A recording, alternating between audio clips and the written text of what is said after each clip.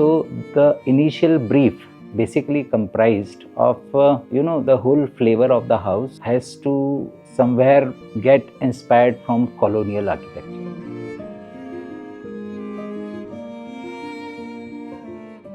I remember the first time when son interacted with me, he said, I don't want anything which is boxy.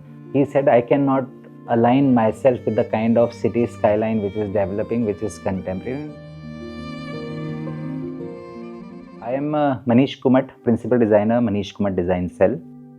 We are now sitting in Hukum Villa, a project which has been done by us. For detailed chapters, PDF and ebooks, you can visit buildofy.com. The link is in the description.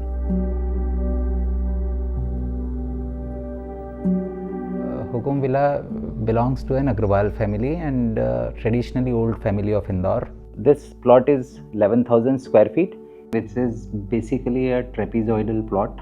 The area is around 7,500 square feet. The entrance happens from southwest. So the landscaping is done in two parts. One which is a formal green and other which is a water body right at the entrance. As we walk down from the veranda, we enter into a double-heighted vestibule. The moment you enter inside, the first impact is of a huge wide corridor which is done in a checkered pattern. This corridor terminates into the staircase, and on the right there is a carved console with a gilded mirror. We also have a home office. So this office has a small waiting lobby.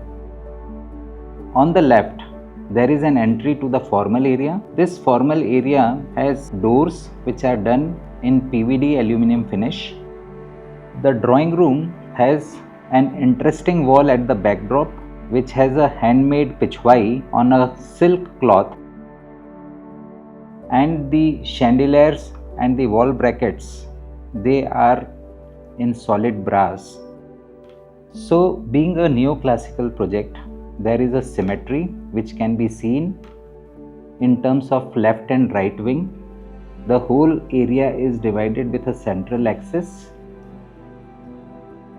As we move further, we come to the main area of the house, which is the living and dining for the family. The living area on the left is double heighted. A big TV comes into this double height area with a chandelier at the top and a vaulted dome kind of ceiling. So the courtyard and the living space, they become one. So we are into that part of the house which connects with the living space. The courtyard connects with the living space. So this is a walk-in courtyard. One can sit over here. One can feel the courtyard. One can feel the elements of nature. A lot of light comes through this. It is on the northern part of the house. So the diffuse light remains same almost throughout the day. As you move further, again on the left side of the central axis, we have a mandir or a puja which is actually in the east zone. It's a very important place for the family because they have a pujari or a pandit who comes regularly. And there is a parents' room. This is the only bedroom in the house on the ground floor. The kitchen is modular, classical in nature. The staircase seamlessly done with a single Michelangelo stone and with the staircase railing which comes from Grand 4J. So as you walk up from the staircase, there is a grand L-shaped double height area. We have two daughters' rooms. One is in the north and one in the south. So the room which is in the north, it has a 4-poster bed, and the room which is in the south is done with a very nice grey shade for all the woodwork which is done in the room. We have this master bedroom for the head of the family in southwest. The master bedroom is done in a classical way. So we are on the second floor. This is the southwest corner of the house, and basically this is also the son's bedroom, the only bedroom which is done in sleek and contemporary lines. Being the southwest corner of the house, this is also a place which is connected to the terrace garden. So this room connects to the dressing room and the washroom. So as we walk from the dressing area into the lobby of the washroom, the whole washroom is done in black machina. There is a dual wash basin, his and her, which is a part of this lobby, along with a freestanding tub.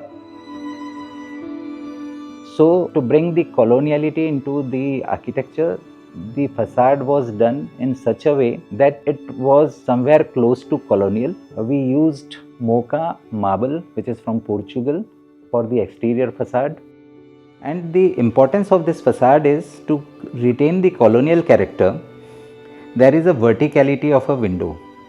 So all the windows which we see into the facade are vertical windows.